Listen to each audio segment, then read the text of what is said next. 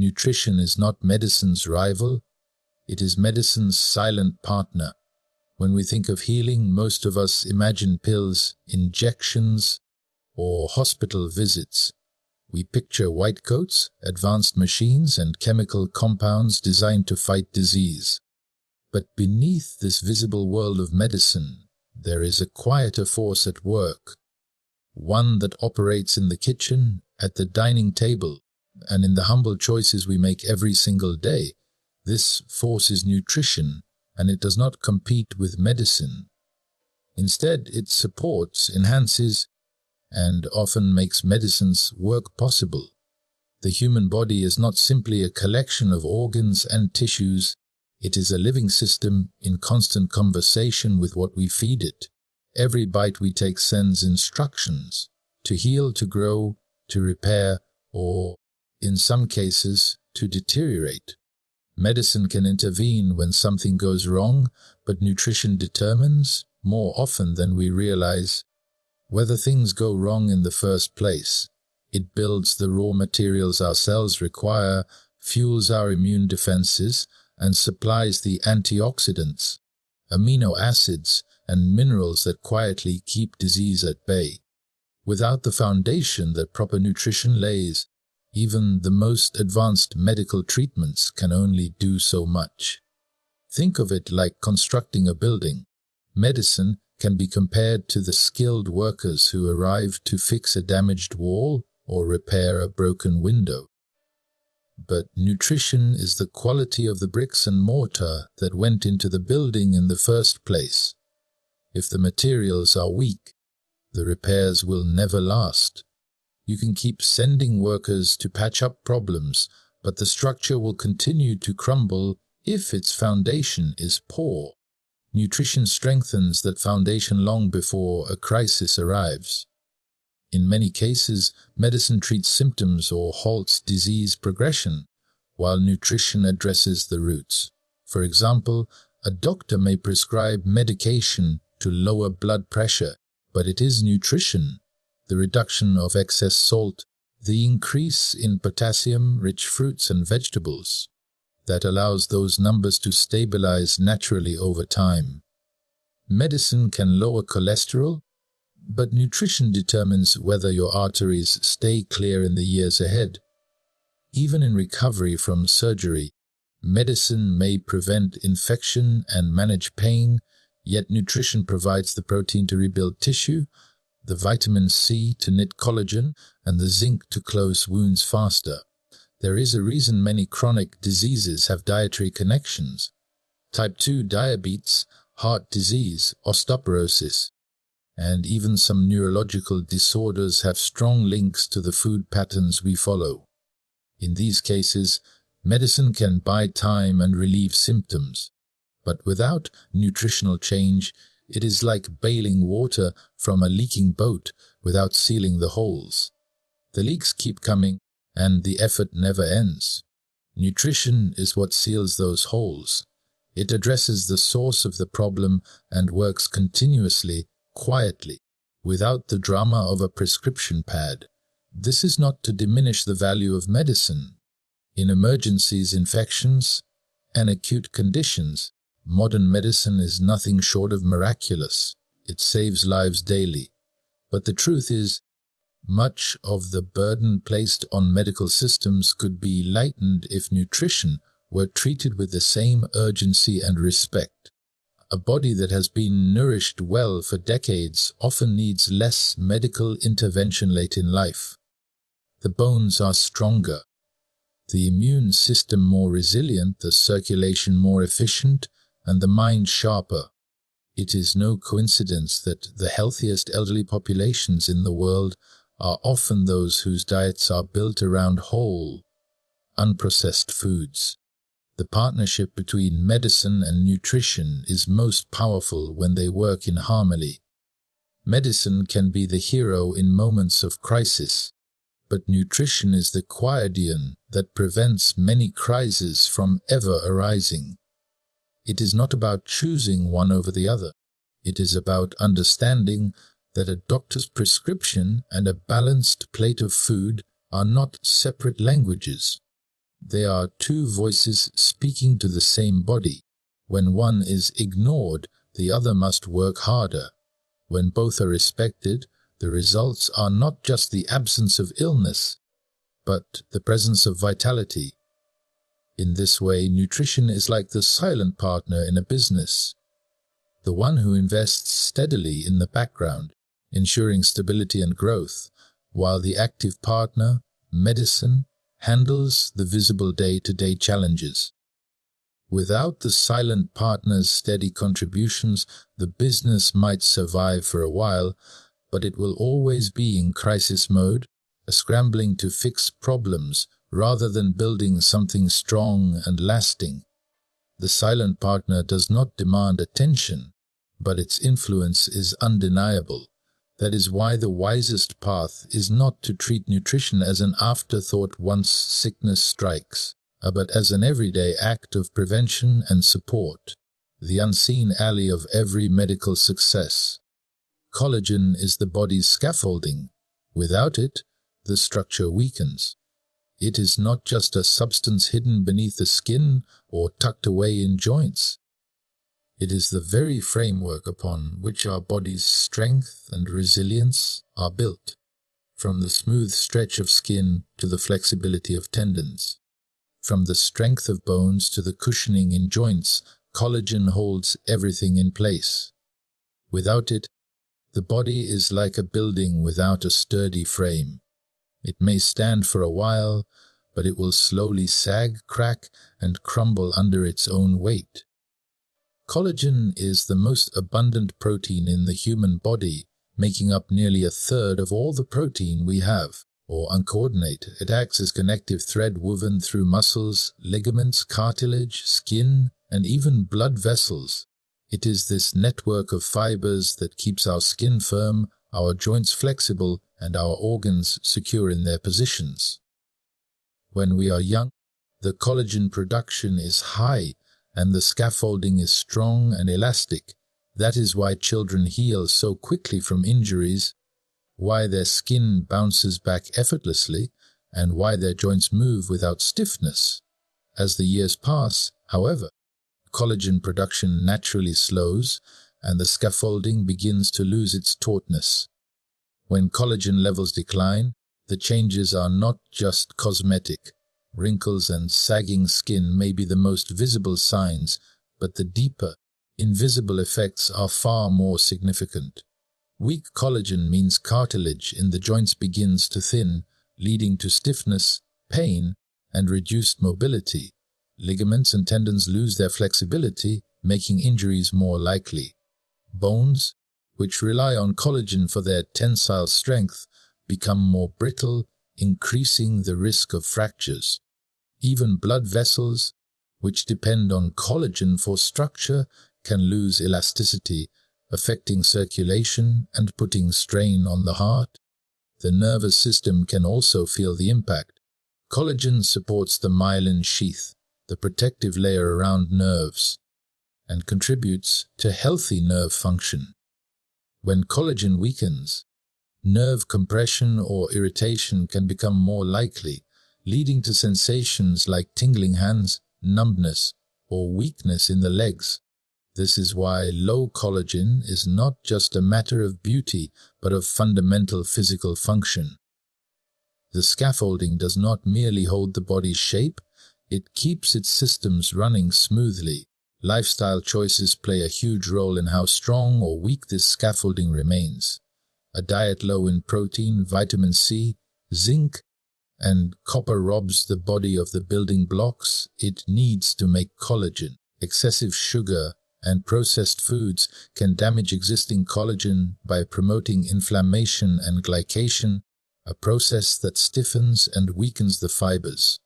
Smoking, chronic stress, and overexposure to ultraviolet light are also powerful enemies, breaking down collagen faster than the body can replace it. Over time, these small daily choices accumulate, silently eroding the structure until weakness becomes noticeable. The opposite is also true. With the right support, collagen can be preserved and even replenished. Foods like bone broth, fish with skin, chicken, egg whites, berries, leafy greens, seeds, and nuts supply either collagen itself or the nutrients the body needs to make it. Staying hydrated helps collagen fibers remain supple. Strength training stimulates collagen production in muscles, tendons, and ligaments, reinforcing the frame from the inside out or uncoordinated. While the body's collagen output will still decline naturally with age, these actions slow the process, helping the scaffolding stay strong for decades longer. What makes collagen unique is that its role is both structural and dynamic. It is not a static framework, it is constantly being broken down and rebuilt. In youth, the rebuilding easily keeps pace with breakdown. In later years, the balance shifts, and without intentional support, the degradation outpaces production. That is when signs of weakness appear: slower wound healing, looser skin, creaky joints, and reduced stamina.